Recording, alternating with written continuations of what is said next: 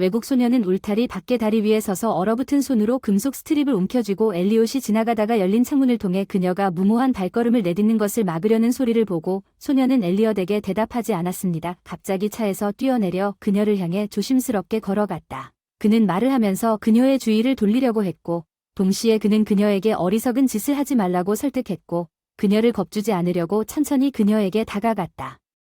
소녀들은 너무 결심한 것 같아 그녀가 그녀에게 인사를 했다. 머리를 숙이고 엘리엇에게 접근할 생각조차 하지 말라고 경고했습니다. 왜냐하면 그녀는 자신의 결정을 내렸고 아무것도 바꿀 수 없었기 때문입니다. 12월 바람에 눈이 불고 다리의 날씨는 더욱 악화되었습니다. 엘리엇은 그 소녀가 장갑을 끼지 않았고 점점 더 힘들어지고 있다는 것을 알아차렸습니다. 그녀가 난간에 붙은 서리 조각을 잡기가 더 힘들어졌고 그녀의 손은 추워서 하얗게 되었습니다. 그는 소녀가 충격에 펄쩍 뛰는 것을 막기 위해 속도를 높이려고 노력했습니다. 그는 말도 안 되는 소리를 합니다. 들어보세요. 아이스크림 좋아하시나요? 상관없어요. 그녀는 조용히 바라보며 대답했습니다. 나 아이스크림 좋아해. 이제 몇 개 먹을 수 있어. 엘리옷이 조심스럽게 여자에게 다가가 밖에 바람이 불어도 상관없어. 이 문장을 다시 반복했어. 몇 살이냐. 엘리엇은 이미 그녀와 가까워서 부드럽게 말하려고 했기 때문에 그는 소녀에게서 몇 걸음 떨어진 곳에 접근하고 있다는 것을 깨닫지 못했습니다. 엘리어트는 그것을 재빨리 극복했습니다. 그는 그녀를 팔에 안고 있는 힘을 다해 그녀를 다리의 포장 도로에 던졌고 거기서 그들은 서로 부딪혔고 엘리어트는 그녀를 자신의 품에 꼭 안았습니다.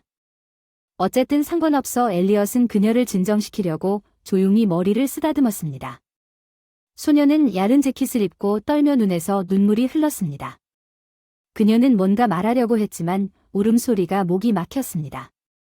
운전기사가 달려왔지만 엘리엇은 그에게 모든 것을 말하라고 손짓했습니다. 괜찮았고 도움이 필요하지 않았다는 것을 지나가는 사람들은 여기서 무슨 일이 일어나고 있는지 즉시 이해했습니다. 그는 종종 그 다리에서 운전하고 비슷한 사고가 최근에 발생했지만 그 여성은 구조되지 않았습니다. 그는 엘리어트의 빠른 대응을 칭찬하고 차로 돌아갔습니다.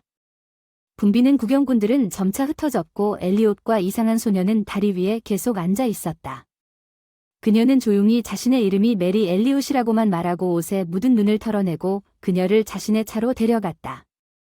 그는 조수석 문을 열고 그녀를 좌석 버클에 앉혔다. 그녀는 즉시 난방을 켜고 당신은 곧 몸을 따뜻하게 할 것입니다. 갈 곳이 있나요? 엘리엇이 아니오라고 물었습니다. 갈 곳이 없습니다. 메리는 침착하게 대답했습니다. 알겠습니다. 그럼 제가 사는 곳으로 갑시다. 엘리엇이 웃으며 차를 몰고 가 그곳에 도착했습니다. 곧 엘리어트는 차를 주차하고 메리를 차에서 내리도록 도왔습니다. 그 소녀는 충격에서 회복되지 않았으며 엘리어트가 아파트 문을 열었을 때 자신에게 무슨 일이 일어났는지 분명히 이해하지 못합니다. 그의 아내는 문 앞에서 그들을 맞이했습니다. 그레이스는 남편이 그렇지 않다는 사실에 놀랐습니다. 혼자 질문을 하기 시작하고 엘리엇은 소녀가 다리를 뛰어내리려 했고 그가 제 시간에 그녀를 구했다고 간략하게 설명합니다. 남자는 아내에게 얼어붙은 소녀를 목욕시켜달라고 한 다음 화장실을 나갔습니다. 그레이스는 메리가 스웨터를 벗고 뜨거운 욕조에 들어가는 것을 도왔습니다. 그녀는 자신이 몇 살인지 물었고 그 소녀는 고작 18세로 밝혀졌습니다. 그레이스는 메리가 왜 그렇게 필사적으로 행동했는지 그녀에게서 배우려고 노력하지만 엘리어트는 그의 아내에게 전화를 걸어 정신을 차릴 때까지 그녀에게 질문하지 않는 것이 가장 좋다고 말합니다. 부엌에서 아내의 샌드위치를 뜯고 있는 그레이스는 무슨 일이 일어났는지 자세히 알아보려고 했지만 엘리엇은 자신이 고객에게서 차를 몰고 와서 그레이스를 구하기 위해 다리에서 뛰어내리려던 소녀를 보았다는 사실만 말했습니다. 이상하게도 그녀는 남편이 퇴근할 때까지 기다리는 것이 걱정되어 그에게 전화했습니다.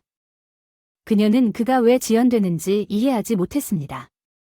엘리엇은 그의 아내를 껴안고 그는 단지 갈 곳 없는 불쌍한 소녀를 도우려고 했을 뿐이라고 말했습니다. 그레이스는 그를 바라보며 미소 지었습니다. 그리고 메리 엘리어트의 옷을 사러 갔다가 선반에서 꿀을 발견하고 냉장고에서 우유를 꺼낸 뒤 할머니의 레시피대로 감기에 뜨거운 약을 준비하는 동안 그레이스는 결정대로 아들의 도끼방에 소녀의 침대를 마련했다. 그레이스는 그녀에게 낡은 운동복을 주었고 메리가 들어왔을 때 엘리엇이 그녀에게 컵을 건넸을 때 그들은 부엌에서 그녀를 기다리고 있었다고 말했습니다. 그녀는 열애 없이 마셨던 뜨거운 꿀 우유를 마시고 저녁 식사를 거부했기 때문에 엘리는 그녀와 함께 유아방에 가서 필요하다면 부끄러워하지 말라고 말했습니다.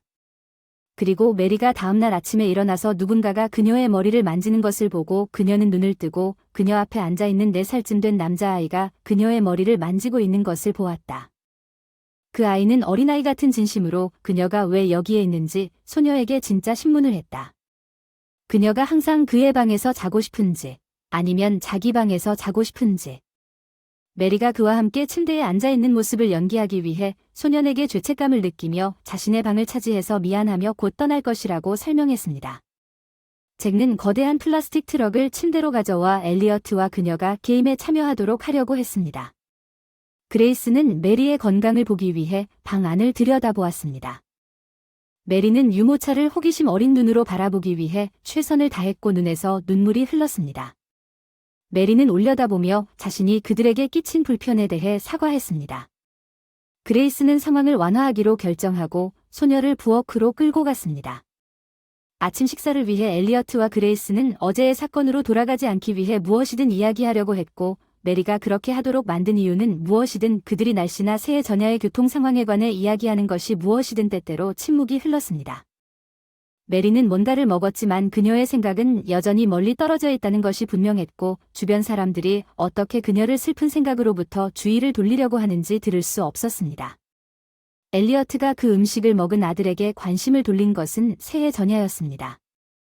아버지의 아령 오늘 동료들이 채팅해서 하기로 한 것은 오늘이 결국 새해 전야라고 썼기 때문에 잠시 일을 하려고 하다가 차를 마시는 생각을 끝냈고 갑자기 좋은 생각이 떠올랐다고 엘리엇은 말했습니다. 메리는 오늘 그를 돕기 위해 그와 함께 갈 것이라고 단호하게 말했고 부엌을 떠날 준비를 하는데 5분의 시간이 있다고 그가 말한 후 그녀가 거절하기 전에 메리는 빨리 준비를 하고 그들은 차를 타고 차를 몰고 갔습니다. 엘리어트는 무엇이 그녀를 데려가게 되었는지 궁금해했습니다. 그렇게 절박한 조치를 취했지만 그는 그녀에게 압력을 가하지 않는 것이 최선이라는 것을 알았고 그녀가 원하면 그에게 말할 것이기 때문에 그는 라이딩을 더 재미있게 만들기 위해 라디오를 켰습니다. 엘리엇은 오늘 첫 주문을 받은 후 파트타임 운송업자입니다. 그들은 첫 번째 명령의 주소에 도착했습니다. 메리는 앞을 내다보았고 수많은 생각이 그녀의 마음에 번쩍였습니다. 그녀를 진정시키지 못한 가장 중요한 것은 그가 그녀를 구한 이유였습니다. 엘리엇은 차를 주차하고 약 5분 후에 그는 작은 봉투를 가지고 돌아왔습니다. 엄격한 비즈니스 복장을 입은 남자가 보낸 그의 손에 그는 그것을 메리에게 건네주고 농담으로 그녀의 소포 수호자를 그 소녀를 그의 게임에 참여시키기로 결정한 날로 임명했습니다. 그는 편지와 소포를 배달하면서 도시를 운전해야 할 때 종종 재미있다는 것을 알았습니다. 하루 종일 게임의 본질은 봉투나 소포를 받은 다음 특급 주소로 이동하는 것입니다. 그는 받는 사람이 누구인지, 받는 사람이 무엇인지 추측해야 합니다.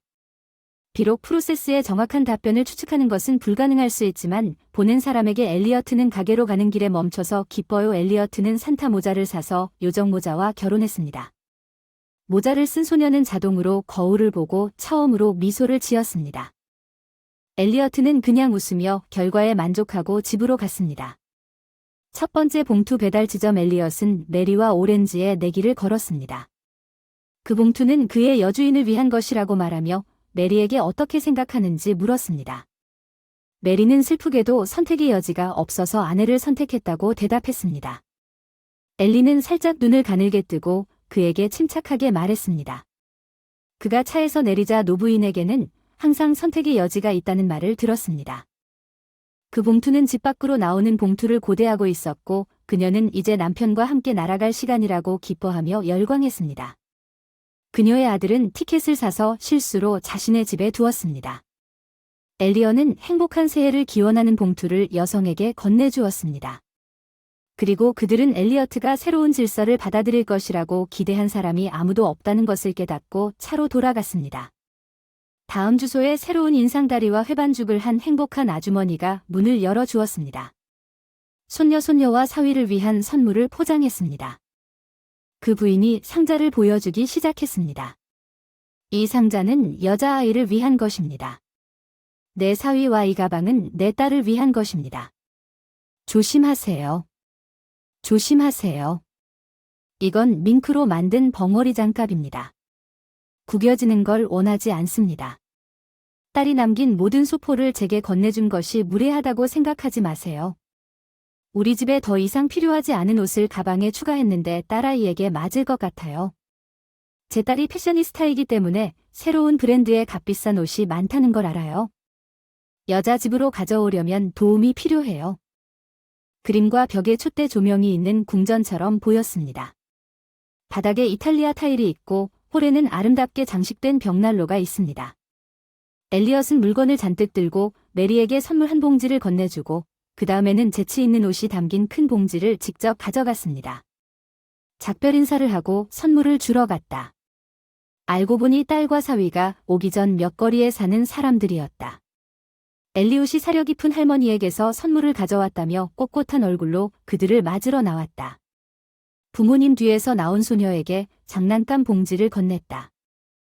6살쯤 된 쌍둥이는 곧바로 선물 포장지를 찢기 시작했지만 그것이 이미 가지고 있던 인형인 것을 보고 바닥에 던지고 도망갔다. 집은 울었고 아버지는 차갑게 선물을 받아 복도에 있는 서랍장에 던졌고 밍크 장갑이 나오자 말없이 떠났다. 여자는 초조하게 눈을 굴리며 화가 나서 그들과 함께 아무데도 갈 수 없다고 말했다. 어머니는 물건을 엉망으로 만들고 잘못된 컬렉션에서 인형을 다시 샀습니다. 엘리엇과 메리는 서둘러 작별 인사를 했습니다. 메리는 상심했고 노파가 가족의 기분을 좋게 하려고 그토록 신중하게 선물을 골랐지만 결국 자신이 선물을 받지 못한 것을 이해했습니다. 너무 많은 돈이 쓰레기처럼 버려져서 그녀는 그것을 마음에서 지울 수 없었습니다. 예, 메리에게 가끔 그런 일이 일어났습니다. 엘리어트는 우리가 다음 주소로 가야 한다는 것에 실망했고 한 여성이 큰 케이크 상자를 지나가고 약속한 후에는 실망했습니다. 모든 것이 최고가 될 것이라고 엘리어트는 케이크가 배달될 때 부서지지 않을까 매우 걱정합니다. 엘리어트는 차에 앉아있던 메리에게 케이크를 건네주었습니다. 엘리어트 뒤에 있는 소녀를 보기에는 너무 컸습니다. 그들이 거기 있다는 것을 알고 있었지만 그들은 선물이 누구인지 말하지 말라고 요청받은 것과 메리가 케이크를 도운 곳에 도착했을 때 엘리엇이 전화를 걸었다는 점을 제외하고는 그렇게 큰 케이크가 누구인지 아직 알지 못했습니다. 초인종 소리와 아이들의 웃음소리와 고함소리가 문에서 들려왔는데 엘리엇은 곧 그것이 누군가의 생일 케이크일 것이라고 생각했고 웃는 여자가 문을 열고 뒤를 돌아보니 서로 다른 연령대의 6아이들이 알고 보니 쌍둥이 생일이었습니다. 가족이 함께 축하하는 엘리아는 그들에게 생일 케이크를 주었습니다. 그 여자는 그것을 보낸 사람이 누구인지 몰랐습니다. 그녀는 남편이 그것을 주문한 줄 알고 빚진 금액이 얼마인지 물었지만 엘리엇은 그것이 선물이라고 소리쳤습니다. 엘리엇과 메리는 곧 떠날 것이지만 그 여자는 기다리라고 한 다음 부엌으로 달려가서 집에서 만든 진저브레드를 가져왔습니다. 분명 그들은 사랑으로 구운 것 같았고 온 가족의 머리 위에 있는 꽃과 다른 장식들은 분명히 아이들이 만든 것이 분명했습니다. 엘라는 소포를 조심스럽게 받아들고 갑자기 결혼했다고 자신을 용서했습니다. 그들은 좋은 가방을 가지고 있고 그녀는 그것을 이 크고 아름다운 가족에게 주고 싶다고 말했습니다. 나이 많은 소녀들은 그들의 크기에 잘 맞을 것입니다. 그는 정신을 차리고 고개를 끄덕였고 메리는 열쇠를 요청한 다음 밖으로 뛰쳐나갔습니다. 엘리엇이 숨이 차서 노파와 그녀의 아이들과 이야기를 나누는 동안 늙은 여자의 가방을 가지러 차 메리는 거대한 꾸러미를 여기 아파트로 끌고 왔습니다. 생일 축하하고 새해 복 많이 받으세요. 그녀는 엘리엇이 남긴 진저브레드에 대해 감사하며 당신에게 최고의 소원을 내뱉었습니다. 그들과 함께 아파트에서 메리는 미소를 지었고 엘리어트는 여전히 놀라움을 숨길 수 없었습니다. 그는 그녀가 직접 입을 수도 있었지만 그녀가 그런 좋은 아이디어를 생각해냈다는 사실에 기뻤습니다. 그러나 그녀는 가족이 그것을 더 필요로 한다고 느꼈고 엘리어트는 이 점을 활용하기로 결정했습니다. 상황을 설명하고 메리에게 조금이라도 물어보세요. 그는 그녀가 휴대전화를 전혀 사용하지 않는다는 것을 알아차렸지만 소녀는 즉시 미소를 멈추고 날카로운 목소리로 그녀의 어머니는 출장 중이어서 사용하고 싶지 않다고 말했습니다. 누군가의 소식을 듣고 그가 그녀에게 그녀의 어머니가 얼마나 오래 돌아올 것인지 물었을 때 그녀는 그녀의 휴대전화를 꺼두었습니다. 엘리어트가 두려워한다면 그녀는 어차피 집에 오지 않을 것이기 때문에 오늘 마을에 있는 할머니에게 갈 것이라고 확신했습니다. 골치 아픈 문제 엘리어트는 아이스크림을 제안한 다음 그레이스가 그에게 보낸 목록에 따라 쇼핑을 했습니다. 그들은 모두 함께 차를 몰고 가서 다가오는 축하 행사에 필요한 모든 재료를 구입한 후 1시간 반 후에 떠났습니다. 엘리어트는 메리가 새해를 맞아 그들과 함께 하자고 제안했습니다. 그런 다음 할머니 집에 가십시오. 메리는 그것이 편리할지 의심했지만 엘리어트는 손님을 기대하지 않았으며 그들과 더 즐거운 시간을 보낼 것이라고 확신했습니다. 엘리어트는 또한 메리가 집을 살 돈이 없다는 것을 알았습니다. 그녀의 할머니에게 티켓을 주었고 그는 그녀에게 오늘 그것이 그녀의 월급이라고 설명하면서 약간의 현금을 주었습니다. 메리는 밤에 대가족처럼 보이는 아파트에서 당황했지만 미소를 지으며 도미하며 고개를 끄덕였습니다. 잭는 크리스마스 트리 주위를 뛰어다니며 산타클로스에게 지금 오라고 촉구했습니다. 그가 자고 있는 동안에는 메리는 더 말이 많아지고 잭과 놀면서 행복하게 웃었습니다. 그레이스와 엘리어트는 왜 그녀가 자신의 삶을 끝낼 준비를 하고 다리 위에 서 있는지 그 소녀에게서 알아낼 수 없습니다. 그들은 메리에 대해 아무것도 몰랐지만 소녀는 발견하고 이해했습니다. 그 당시 그녀는 친절은 존재가 아니라 사랑과 상호 존중이라는 것을 이해했습니다. 가족은 부모의 명령이나 지시가 아니라 벨이 울리기 전에 서로의 말을 듣는 것이었습니다. 메리와 엘리어트의 가족은 단체 사진을 찍었습니다. 그 순간 이 가족의 일원이었는데 그녀가 떠나기 전에 그녀는 모든 가족에게 작은 기념품을 주면서 기뻐했습니다. 엘리어트와 그레이스는 그녀에게 따뜻한 스카프 모자와 장갑을 주었습니다. 제가 수줍게 메리에게 전화해도 될까요? 거의 전화하지 않겠다고 약속합니다. 짜증나게 하지 않으려고 그냥 항상 내 옆에 있어줬으면 좋겠어. 내 말은 그레이스 타이 메리의 스카프를 목에 부드럽게 감고 안아줘야 한다는 거야. 다리 위에서는 엘리엇이 아내를 꾸짖으며 말한 전화는 하지 않겠다고 약속해 말하는 거야? 상관없어 걱정하지 마. 1년 후 메리와 허리가 모자에 쓴 모든 것에 대해 감사할 것을 약속해 소녀의 손에 똑같은 푹신한 눈으로 덮인 나무 새로운 삶에 감사드립니다.